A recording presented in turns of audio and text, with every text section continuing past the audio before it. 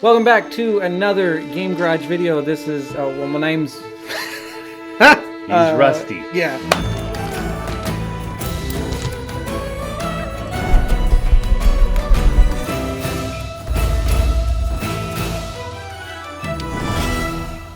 Welcome back to another Game Garage video. My name's Bodie. This is Sam. We are still working on Crossroads. Lots of people had wanted it. Here's where we're at, right here. If you're not familiar, Crossroads is a game that we designed like 10 years ago and have been working on non-stop. Since Bodie was 11. Yeah, it's been a while. It's longer than 10. We've been working on it, yeah. We're on the final edit of a couple hundred cards. The rule book is in Word and well, now. Here's what I'm nervous about. I have so many opinions about rule books, and I'm constantly criticizing other people's rule books. Yeah, I now feel yeah. an immense amount of pressure to make a good rule book, and I just don't think it's going to happen. So we'll do our best. This is a do-it-yourself game that you will collect the pieces, you will build the pieces. The only thing that we're going to commercially sell are the things that you need in order to get your own Crossroads. Gasland? We just played a couple weekends ago. Yeah, crazy game. Crazy game. Two crazy games, actually. Yeah. And so we were once again reminded it's a fun game, and we play it a ton,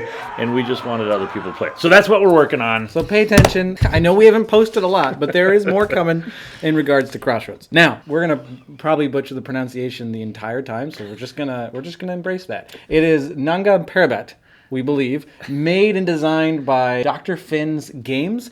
He sent us a bunch of his games a little while back. Yeah, Mining Colony, this one, a couple Biblios. others. We had never touched any of his games before. He just sent them and said, hey, why don't you check these out? No obligation to talk about them. We played Mining Colony, which is another video that we hope to do. Nanga Parabat we hit and just... And we've hit kind of a category here of what I would like to call a Goldilocks game. He said we should do a series on Goldilocks games, and I... Do you know exactly what that means, right? So explain it in detail. Like, what does that mean? Well, I mean, some games, it's an hour and a half a setup. I mean, you got to have the whole table set to go. Like, it was like an afternoon or a whole evening set aside. It's a whole production. And then there's other games that are just like the quick party game. A Goldilocks game is in that middle point. It's not a party game, but it's not strategy to the nth degree. It's not too big, but it's not too small. It's just right. We're going to talk about whether you should buy or you should borrow or you should just completely avoid because it's a bust, Nanga Parabat, and we'll kind of explain why we think it's a Goldilocks game. But we need to start with how in the world does this game work. And I've been kicking myself because to explain this game is fairly difficult. It's your favorite part. Yeah, it's the part I stress about.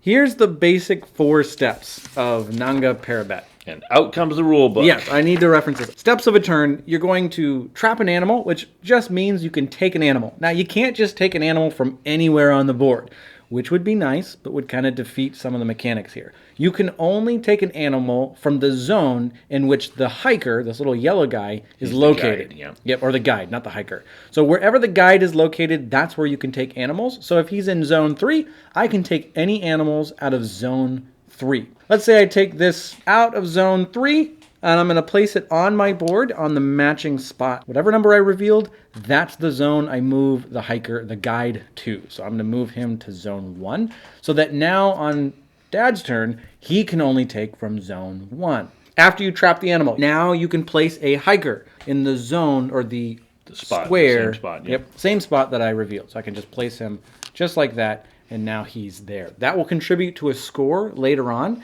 if I convert him to a camp, which we'll get into in a moment.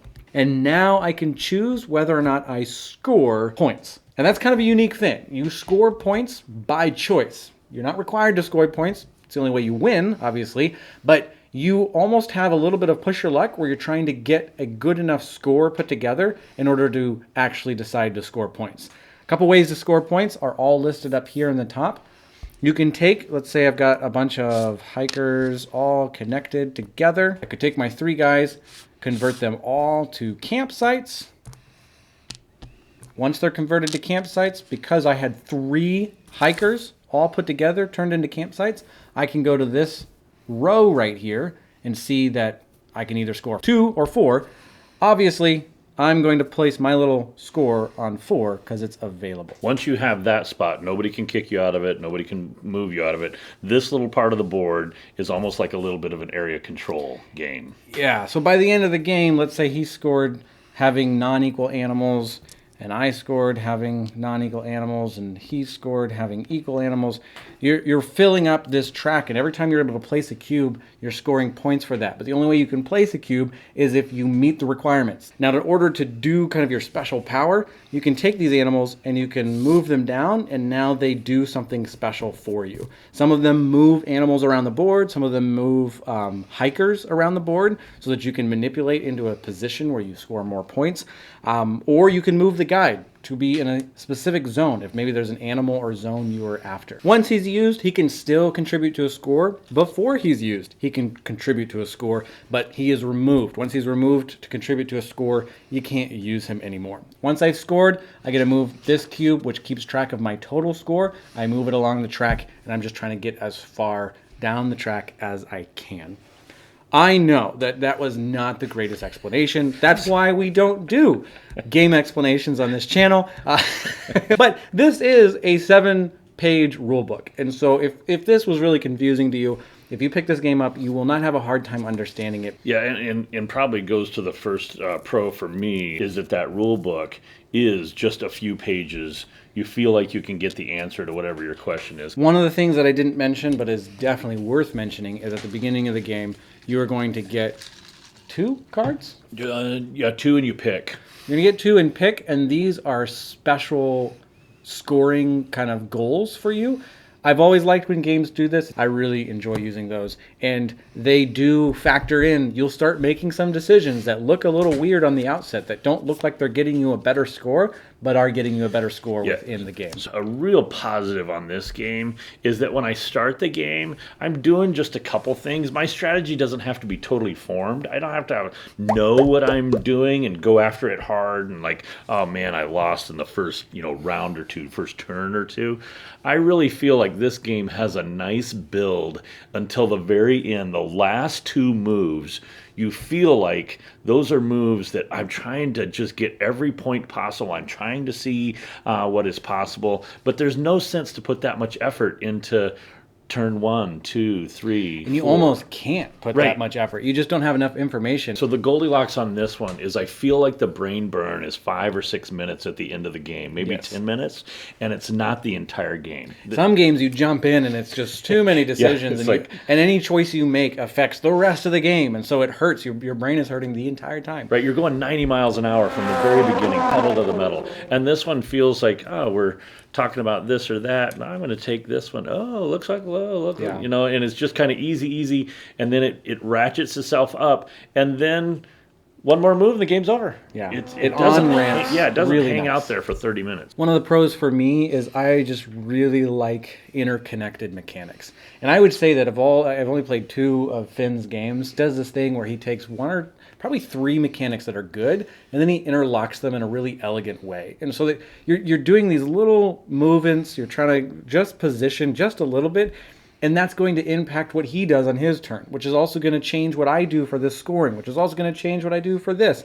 I want this animal because it gives me a score, but I also want this animal because it gives me an ability. And so that multi-use, multi-connected mechanics, I just really like, and I can't explain it very well to you if you haven't played it. You have to play it for yourself. Like, this is a key character for me. This little guy right here, because what he does is he now narrows down the interconnectedness. Like, he narrows down, okay, I can only play this. And now I'm kind of able to work through these different decisions. And again, I think the decision, the choice, the trying to figure out what is the best thing is great. But what I love is that he didn't just say, just pick one. Good luck. Yeah, and I'm like, oh no, why don't you come back in a half hour and I'll have figured out what I want to do. No, this really narrows it down. There's 2 red, there's 2 gray. There's really only 4 options here at this spot. I really like the non-fat design. Fat-free design, right? There is nothing extra here. He trimmed everything down until it's the best core components it could be. Mm-hmm. Don't add extra mechanics that don't need to be there. That's why it's a Goldilocks game. That's why it's just right, because it is just fat-free. there's a bunch of little factors like a little 3 or 4 minute setup, like about as fast as I can put these little things out, divide the 2 sets of meeples, and I'm set to go. And then it really does play 30 minutes. I mean, new player, old player. Doesn't matter who you are. It just goes. Yeah, it really is a 30-minute player game. And so this brings me 30-minute player. 30-minute 30 game. 30-minute total. 2-player game, 30-minute total. They knew what I was We talking got it. about. The other thing that I like and makes it Goldilocks for me is that, you know how these, so there are some games that are like, you know, big old, and it's cool because there's all kinds of pieces and there's everything to take out. Then there's these little dinky boxes. I mean, just like a little bitty box. This has just enough game where there's like pieces and there's a board and you've got some stuff going on. But I went on a trip last week. I had room for maybe 4 or 5 games. This ended up in the pile. And it's because it's not massive, but it doesn't feel like he tried to shrink it so small. It's just small enough to be portable, but just big enough to feel like a real meaty game. I have one more that really caught me off guard. These animal powers up top here, at first I really didn't think much of them. But in the second half of the game, when I'm starting to collect quite a few, I realize I can use the animal powers on my turn, and I can use multiples. I can use as many as I have here. I can really put together quite a combination of things, but I didn't realize how important it was. Every one of these things, like at first I'm like, okay, move 2 animals anywhere on the board. Just swap them. Yeah, just swap them. Well, at first I'm like, okay, that's not that big a deal. Then I realized, no, I really want that white one, but I'm up here on 1. Wait a minute. I've got that swap. And suddenly what I didn't think I could do, now I can do. I feel kind of good about something I didn't really... And I didn't even plan it. It's that gradual on-ramp that says at the beginning, I feel like I have plenty of stuff I don't know what to do with. Right. But I don't feel like I need to do anything yet. But at the end, I'm trying to eke every last every ounce little of thing manipulation out of the board I can get. And I feel like when I use, say I turn one of these animals in that was up here instead of using their power, I feel bad because I'm like, I wasted an animal, but at the same time, I'm glad I can use him. Kind of segue into some cons. This is both good and bad for me. The good part of this is I love the meeples. You got your little camp meeples, the little animal meeples, everything about it. It does look fun, looks like you want to play it. It's very tactile, it's everything a board game should be in terms of little pieces that look cool. The bad part of it is I don't really like the theme.